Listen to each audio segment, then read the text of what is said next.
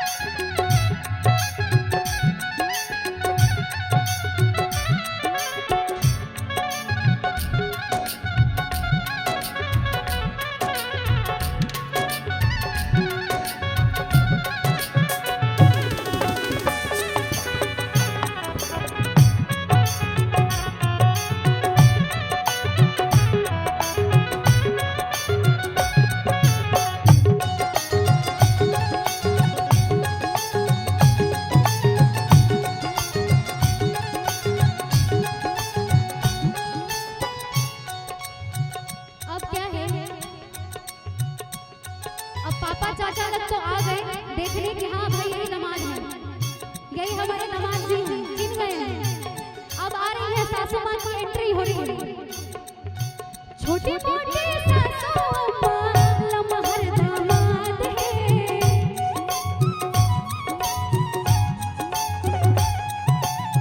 छोटे मोटे सासू अम्मा लम्हर दामाद है।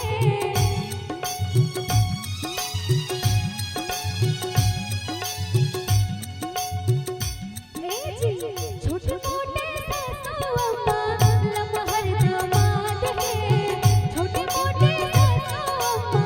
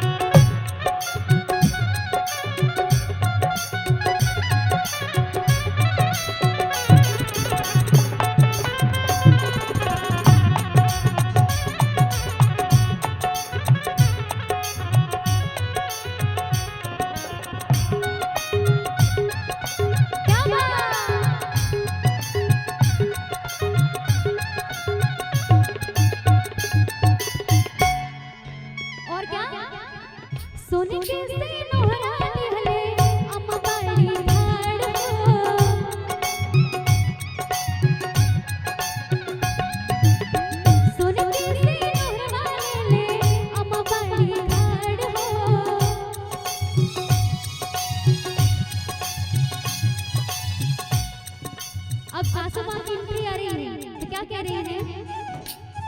सुन के सिनुर वाले हले अम्मा बड़ी ठाड़ हो, सुन के सिनुर वाले अम्मा बड़ी ठाड़ हो, कि सुन के